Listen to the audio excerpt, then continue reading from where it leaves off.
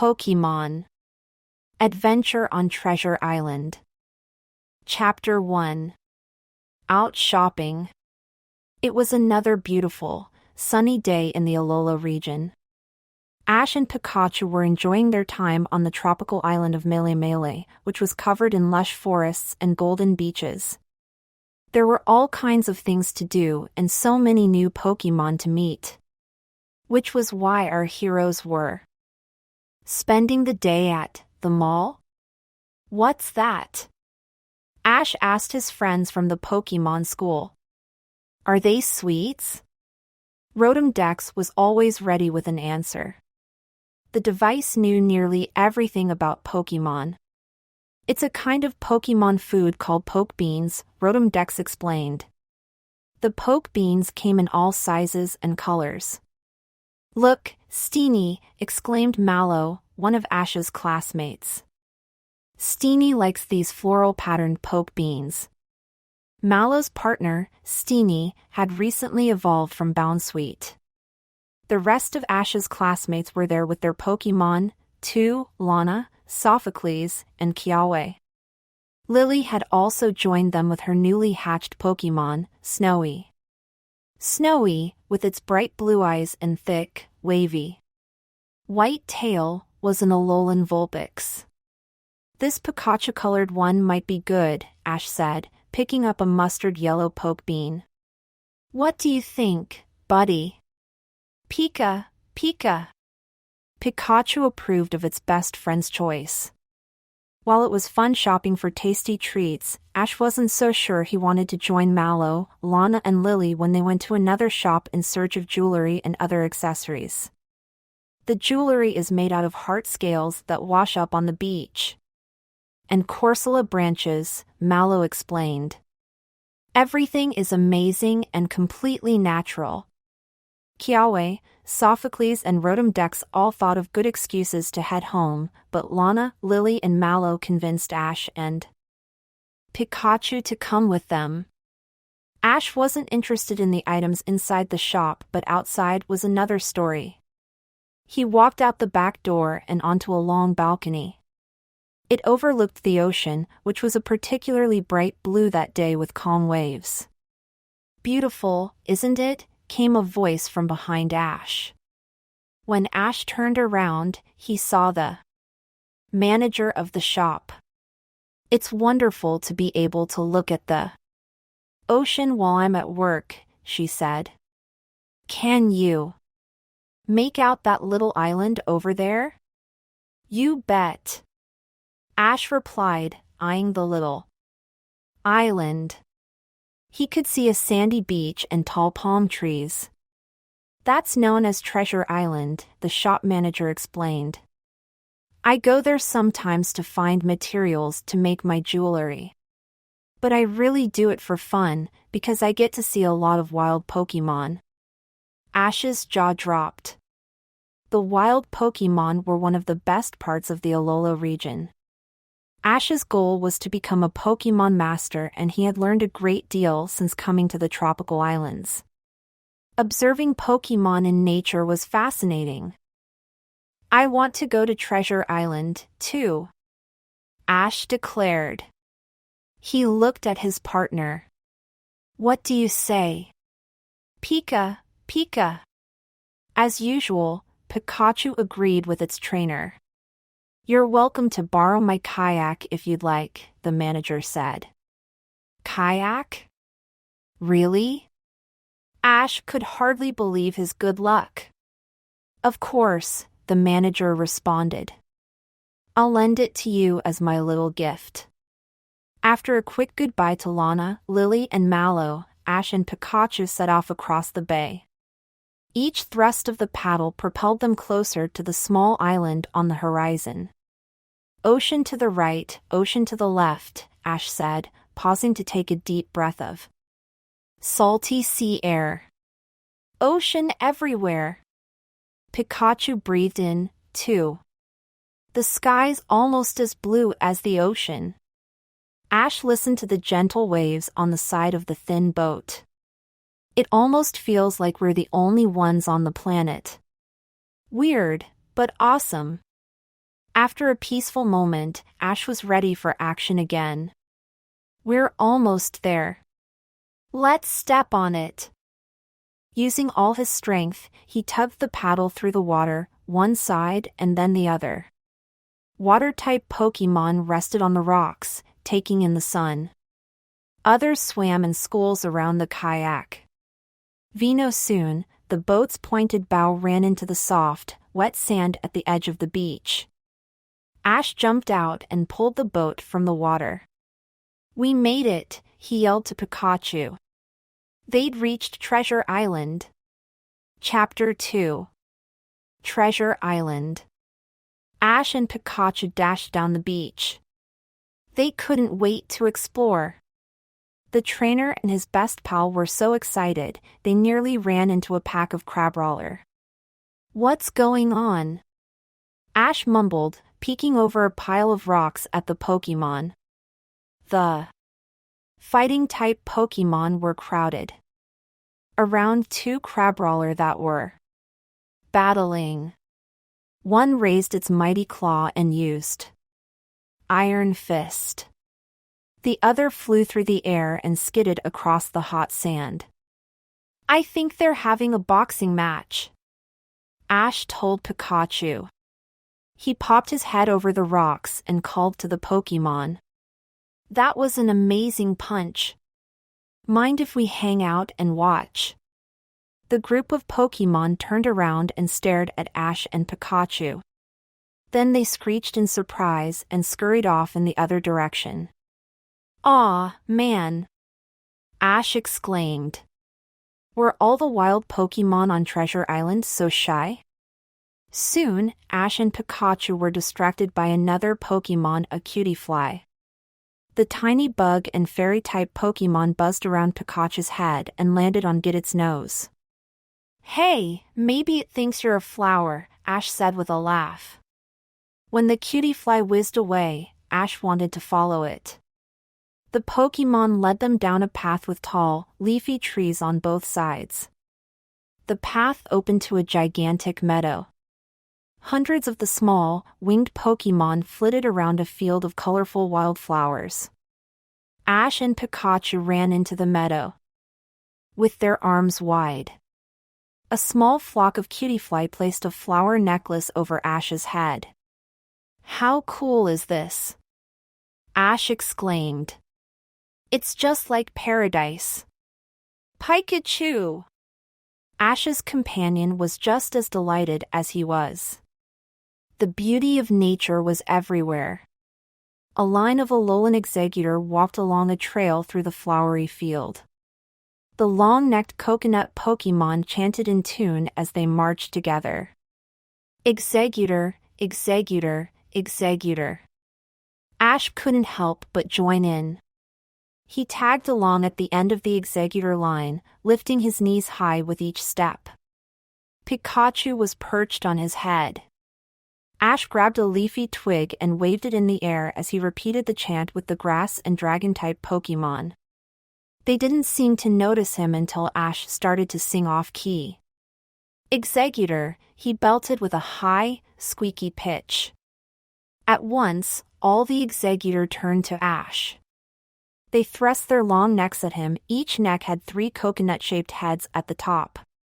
None of the heads were happy. They scowled and bared their pointy fangs. Ash shrunk away a little. Exeggutor, he sang nervously, hoping to find the right notes. The lead Exeggutor nodded. It seemed to accept Ash's improved melody. When it turned around and started walking again, the other Exeggutor followed. So did Ash.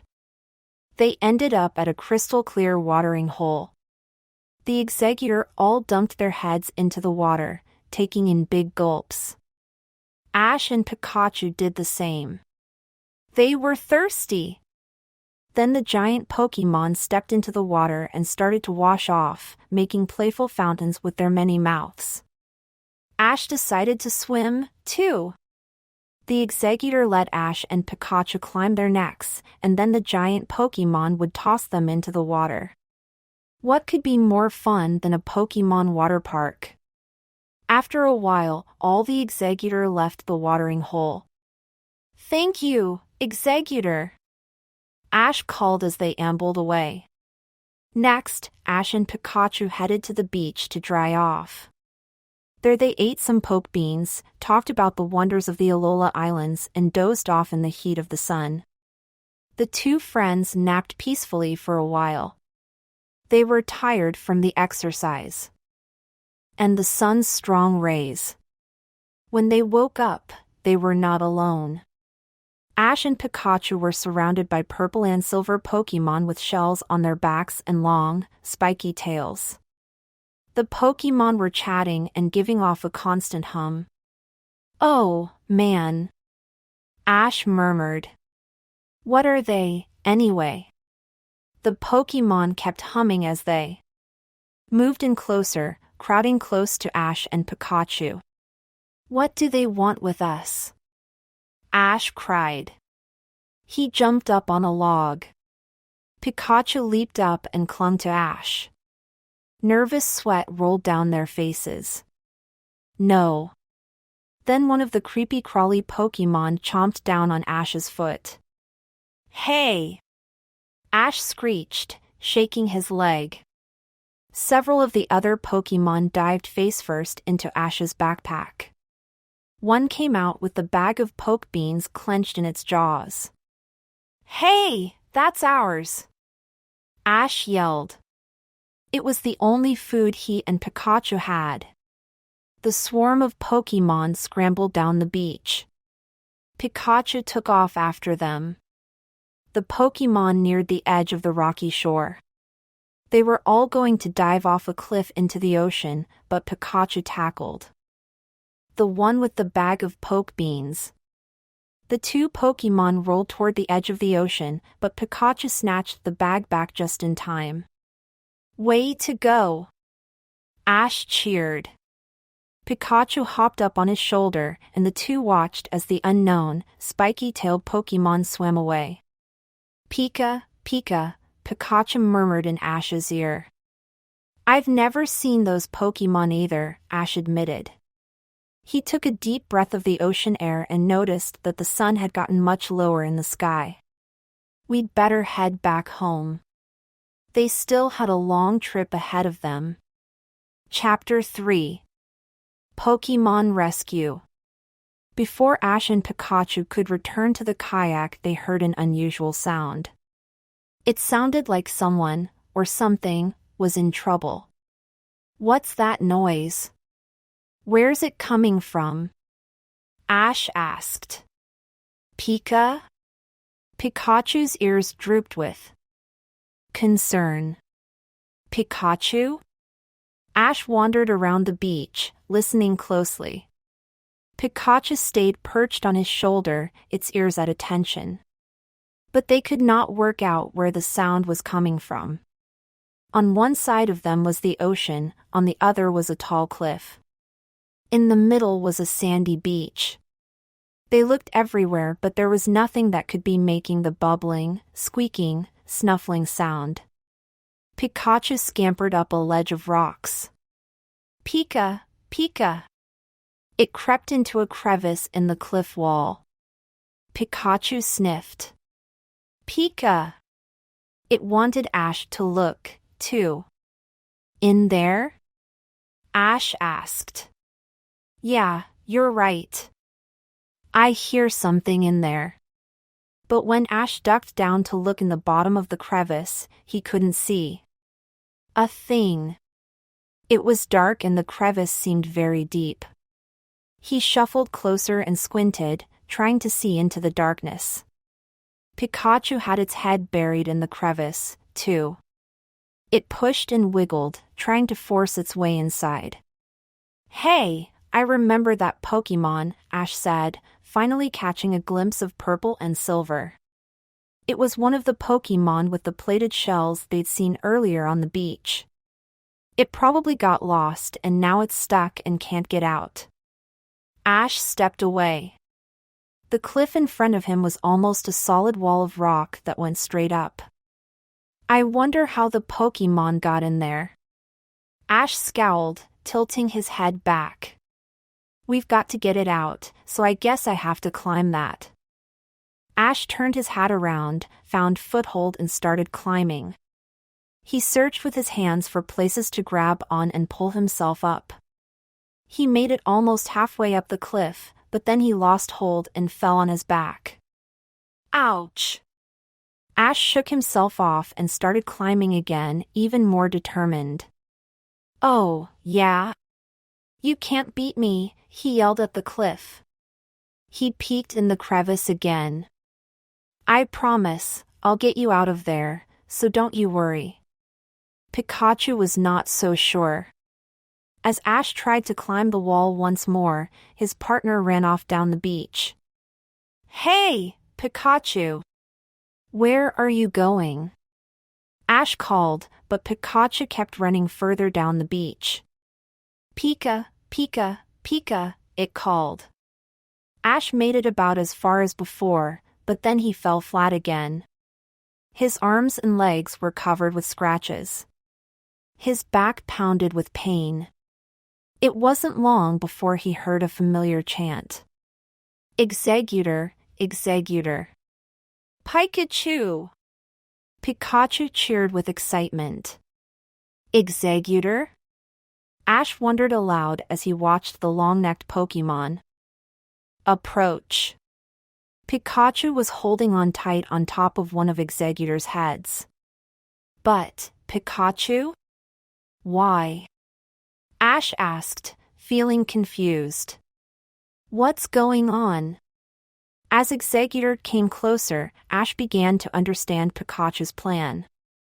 Executor was so tall that its heads reached the top of the cliff. I see, Ash finally admitted. Great idea! You're a genius, Pikachu. Here's the deal, Ash told Executor. There's a Pokemon stuck inside that rock. Give me a lift, okay? Ash grabbed onto the Pokemon's neck and shimmied up. Executor easily lifted him and Pikachu from the beach level to the top of the rock wall that overlooked the ocean. All right! Ash yelled, hopping off. Thanks, Executor. Ash rushed over to the cliff's edge. There, he saw an opening to a cave-like area below. He could just make out the trapped Pokemon in the shadows. I'm coming down, he called out. You just relax, okay? Ash slipped between the two walls of rock, trying to lower himself slowly. Pikachu sat on his shoulder and held on with all its might. When Ash got to the place where the cave ceiling opened up, he had to leap into the sand. It was a long drop and he landed with a loud thud. The trapped Pokemon skittered away with a squeal. It ran headfirst into some rocks. It kept butting its head against them. I know, Ash said in a kind voice. He suspected the Pokemon was afraid. It's scary, but you've got to stay calm. When he stepped toward the Pokemon, it scrambled away. What do you know? Ash said, examining where the Pokemon had been hitting its head. A large rock blocked a crack in the cave wall. So this is how you got in. But the rock is in the way now and you can't get out. A loose pebble fell from above. You're lucky you didn't get squished. Don't worry. Ash bent down and pulled the rock with all his might, but he couldn't move it. He tried again, but the rock didn't budge. Hey, Pikachu! Help me out, he said. Pikachu bounded over to him. Use your iron tail on that rock. Ash called. Pika, Pika. Pikachu leaped in the air, its tail glowing with power. With a powerful swing of its zigzag tail, Pikachu attacked. The rock exploded into a cloud of powdery dust. Man, that was great! Ash exclaimed. Now you can get out of here, he told the trapped Pokemon. Executor! Even the Alolan Executor sounded happy when it looked in the new, much bigger entrance to the cave. Okay, you can go, Ash said. I'm sure your friends are worried about you. They all walked out of the cave and down the beach toward the ocean. Look at that, Ash said, pointing to a group of Pokemon floating on the surface of the water. They're your friends, right? The Pokemon dashed into the water, but then turned around and waddled back out. It made a grateful, cooing sound. Yeah? Ash asked. The Pokemon turned around and paddled its way to its friends. Bye. Take care, Ash called. After they had swum out of eyesight, another Pokemon caught Ash's eye. This one was flying through the air in graceful swoops. Huh? A Pokemon? Ash did not recognize this Pokemon either. He did, however, notice that it had black markings. Similar to Tapu Koko. Ash's jaw dropped in wonder. As the Pokemon swirled through the sky, a colorful glitter seemed to sparkle all around it. Some of the glitter rained down on Ash, disappearing as soon as it touched him. Ash looked down at his arms. The scratches, but how? As the glitter touched his skin, all his cuts and scrapes disappeared. They're all gone. That was great. Thanks so much. He and Pikachu waved as the magical Pokemon flew out of sight. It was the end of another amazing adventure for our heroes, but they still needed to get back to Melee Island in the kayak. This time, they would be paddling under the stars. And who knew what excitement tomorrow might bring? Chapter 4. Hello, Litten. Back at Professor Kukui's bungalow, Ash told his teacher all the details about the day on Treasure Island. He mentioned the beautiful meadow with all the tiny, flying Pokemon. He laughed as he retold the story of his dip in the swimming hole with the Executor. But Professor Kukui was especially interested in one of Ash's stories, the one about the Pokemon he saw in the sky after he'd helped the trapped Pokemon escape. It was probably Tapu Lele, the professor said. Tapu Lele? Ash repeated. Whoa. Even the Pokemon's name sounded cool. Does the name mean it's Tapu Koko's friend? Correct, answered Professor Kukui. Meeting it is exceptionally rare. And the Pokemon you helped is most likely a Vimpod. Wow, Ash responded. Vimpod? He was excited to learn more about new Pokemon. He turned to Rotom Dex. Will you check them out for me? It's my pleasure, answered Rotom Dex. Tapu Lele. The land spirit Pokemon. A psychic and fairy-type Pokemon. No Tapu Lele playfully flutters around while scattering its mysteriously glowing scales. Rotom Dex paused, floating in the air near Ash. It is said whoever touches its scales is instantly healed. Ash held out his arms and examined them again. That's why my scratches are gone, he told the others. Next, Rotom Dex switched screens. Vimpod, it said. The turn-tail Pokemon. A bug and water-type Pokemon. From beaches to seabeds, Vimpod live in all kinds of places. They eat anything, even if it's rotten. They're nature's vacuum cleaners. Ash nodded, taking it all in. You see, Tapu Lele is the island guardian of Akala Island. And meeting it was a stroke of luck, said Professor Kukui. Yeah, I want to see it again. Think I can? Ash asked. If your luck holds out, his professor answered honestly. Nah, I don't need luck. No way. I'll see it again. We'll see it again. Ash looked around at his friends. He felt very confident. He wanted to share his excitement with everyone: Pikachu, Rowlet, Rotom Dex, and Rockruff. You guys can all meet it, okay? On days like these, Ash felt like there was nothing he couldn't do. Of course, things did not always go as planned. The very next morning, he found himself facing a new challenge. Ash had gone to the market with Pikachu, Rockruff, and Rotom Dex. As usual, he had bought too much stuff and was having a hard time carrying it all. As he juggled the bags, a donut tumbled out and rolled over to the shop's owner. "Alola, young man," she said. "Out on errands?" Ash knew her. She was friends with Litten. "Yes," he replied with a smile. "This is yours," she said, holding out the donut. Ash reached over to take it. Out of nowhere, Litten sprang up and snatched the donut away. It was just like old times. Litten was up to its usual tricks. "Litten! How are you?" Ash was not upset that Litten stole the food.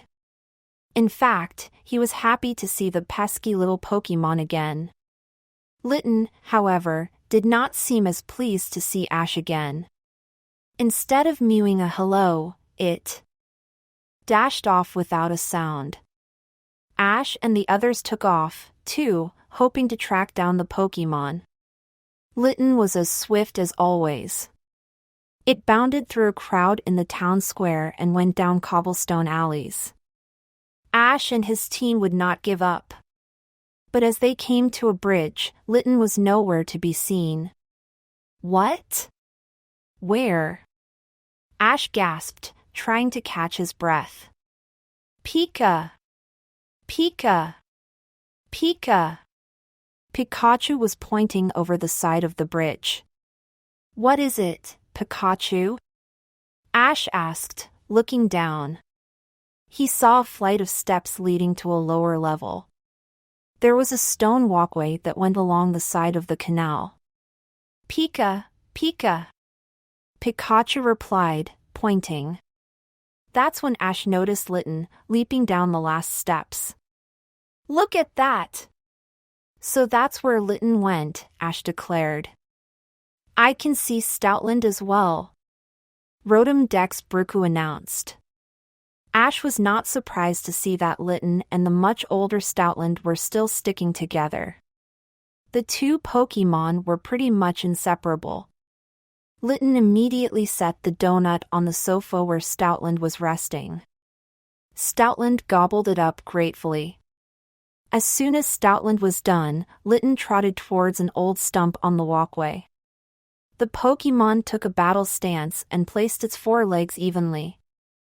Litten leaned forward with its tail in the air. It was ready for a practice battle. Before Litten could start its attack, Stoutland interrupted it. While still stretched out on the sofa, Stoutland arched its back.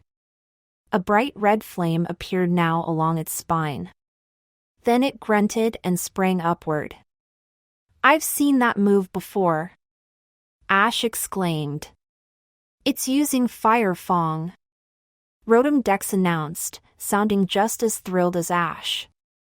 As Stoutland soared through the air, orange fire appeared to fill its mouth. Stoutland landed on the walkway and clenched the stump in its teeth. Brilliant orange flames roared from its mouth. With a blast of smoke, the stump was gone. Stoutland very slowly made its way back to the sofa. Exhausted, it sighed and collapsed on the cushions.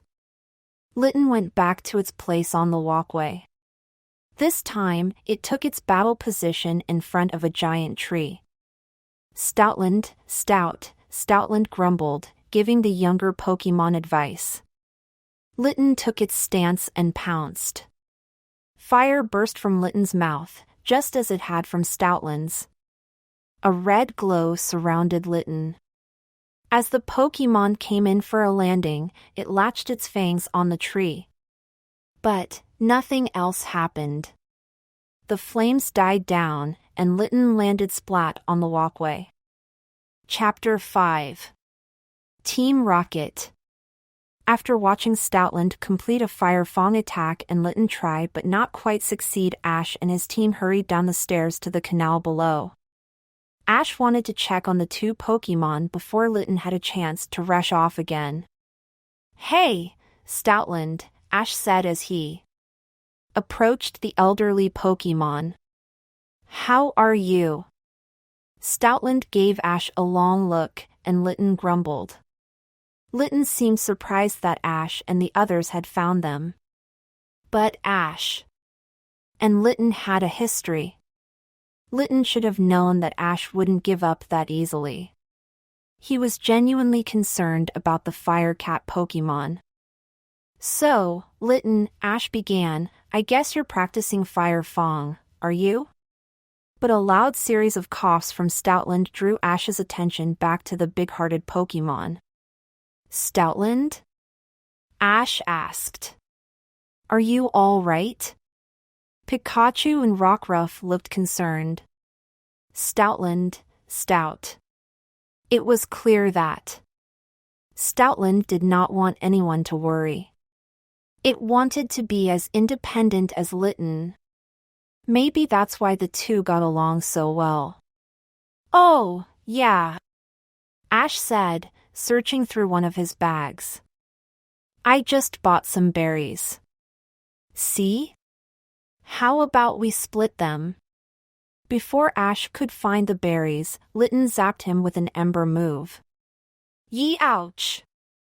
Ash cried, his face burning with Litten's surprise attack. Ash rushed over to dunk his face in the water of the canal. Stoutland scolded its young friend. After all, Ash was just trying to be nice. Ash looked up from where he was bent over the canal. Water was streaming down his face. "Litten hasn't changed a bit, huh?" Litten did not look sorry. It looked like it was more determined than ever to master its new, more difficult move, Fire Fong. Ash and the others agreed it was time to call it a day, so they headed back to Professor Kukui's.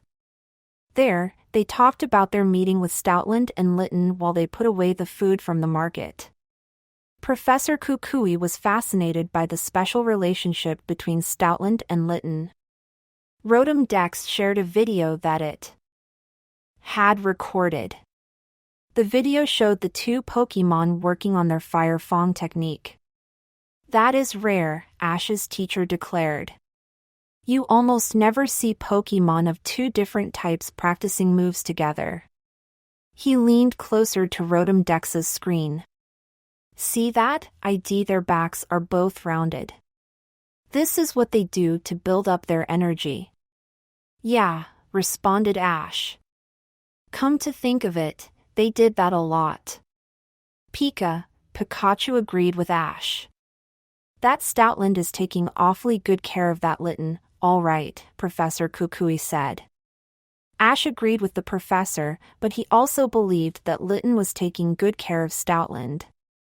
The next day, Ash and Pikachu were walking home from the Pokemon school. As usual, Rotom Dex hovered next to them. "I think we should go back and see Litten again soon," said Ash. "We can take some berries." Pikachu thought it was a great idea, yet Rotom Dex looked wary. Would Litten and Stoutland be happy to see Ash and his crew? Before there was any time to think about it, Team Rocket, Ash's longtime enemies, stepped right into their path. "What do you want?"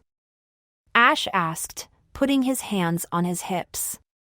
Jessie flipped her long, pink hair. "Prepare for trouble," she announced. "You're such a twerp bore." "And then make it double," James chimed in. I couldn't agree more. Team Rocket loved making a dramatic low entrance. Team Rocket, Jessie and James declared, "Let's fight." That's right, cried Meowth, their Pokemon partner. Wobbuffet! Another of Team Rocket's Pokemon, Wobbuffet, always agreed with Jessie, James, and Meowth. Suddenly, a fireball surrounded Team Rocket. They yelped in surprise and Litten appeared.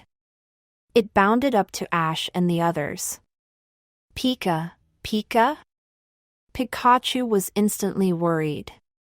Litten stopped at Ash's feet and called out to him, its yellow eyes big with concern. It doesn't sound good, Ash admitted. Stop! Jessie cried, annoyed. Interrupting is rude. James added. That's the grub grabber, Meowth realized, recognizing Litten. It had stolen Team Rocket's food in the past. Ash had no time for Team Rocket's silly threats. Pikachu, use Electro Ball, he directed. Pikachu jumped up and shot an Electro Ball at Team Rocket. Then it raced off with Ash and the others. They needed to see why. Litten was so worried.